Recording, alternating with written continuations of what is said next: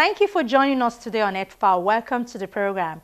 I'm Ayola Kasim. Illegal wildlife poisoning can cause a chain reaction of disastrous effect in the environment. For example, one poisoned elephant carcass can cause the death of up to 500 critically endangered vultures. Vultures, being nature's most important cleanup crew, are the hardest hit by indiscriminate poisoning, typically targeted at predators such as lions and hyenas. Wildlife rangers based on the ground are usually first to notice poisoning incidents, but are not always aware of the signs, symptoms, and steps to take following an incident. The question is, how important are these birds to our world? We'll find out today on Earthfile. Do stay with us. Nigeria's rural populations depend on agriculture for their livelihoods, eking out a living on typically small farms, many of which are expanding into previously remote forested areas. This pronounced expansion in Nigeria is causing habitat fragmentation and inevitable human-wildlife conflict. Nigeria's biologically diverse landscape encompasses lowland and mountain rainforest, mangroves, swamps, and mountain grasslands. Yet the proliferation of subsistence farms and large-scale timber harvesting forecast bad news for native wildlife, particularly the African elephant and the extremely rare cross-river gorilla. And now experts say some birds are endangered. Dr. Joseph Onoja is the Director of Technical Programs at the Nigerian Conservation Foundation. He's a conservation biologist and an ornithologist. He says birds are both indicators of the environment and ones it is time we started taking their roles seriously. We are very slow to notice those changes, but they are very quick to pick those changes. Pollution, different changes that happen, they are very quick. So by the time we study them, we'll be able to tell what is happening to the environment. Is the environment changing?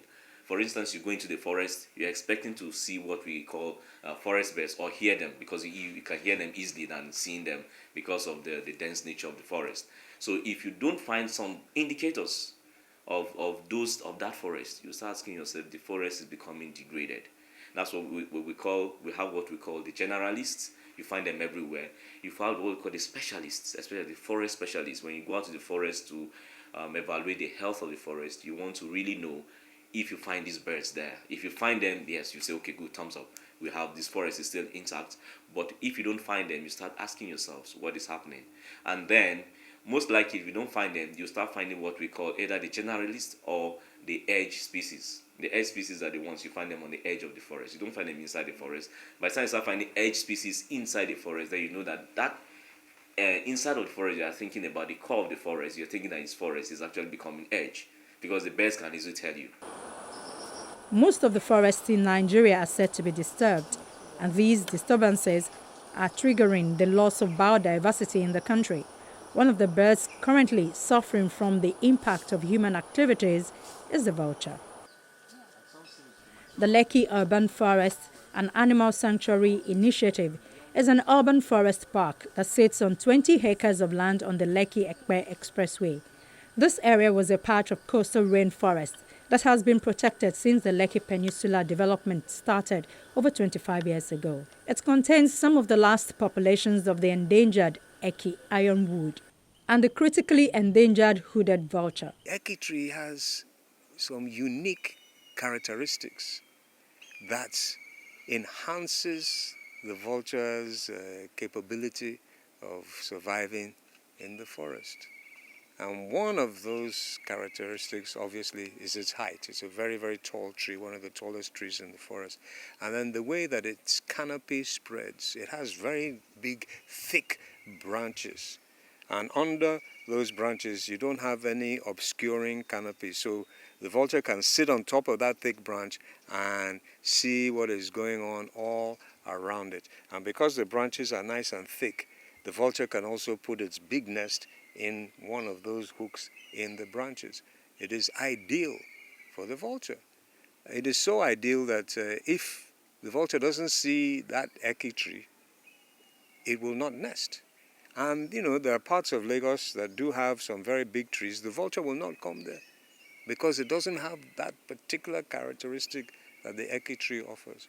They like to come back to the tree before dark. So a good time to see vultures coming to the roost is around 6:30. They'll be there. Then by 7, before it gets dark, they all huddle up on those nice thick branches where they can be safe for the night. If they have a nest, they'll go to the nest. And then early morning, they'll now come out of the tree and start looking for their food. And the eyesight of the vulture is very, very, very powerful. And the sense of smell is also very, very, very strong. Apart from the pressures on all protected areas by the increase in population in Nigeria, there are major concerns about the decline in the populations of all large bird species in Nigeria. The most obvious example is the decline of all large species of vulture in the country, and even the once abundant hooded vulture is now restricted to isolated pockets. Vultures have had a tough time in the public eye. They're saddled with cultural perceptions relating to death, decay, and maliciousness. On top of this, some species are not renowned for being the prettiest. Vultures are the outcasts, left lacking the compassion that we feel for the plight of the endangered lion, eagle, or panda. In a survey conducted by BirdLife International, 75% of people think of vultures as dirty undertakers. They thought that they circle helpless prey, a common theme. Conversely, these cautious creatures are themselves the ones that are helpless to the threat of human persecution. But vultures are the rarest unsung heroes. They are affectionately known by nature lovers worldwide as nature's cleanup crew. They clean our landscapes like no other. Nature's most successful scavengers. They do all this for free. They are in reality fantastically hygienic, caring parents, and quite shy characters. And in the right light, you might say that some of these majestic, soaring animals are beautiful.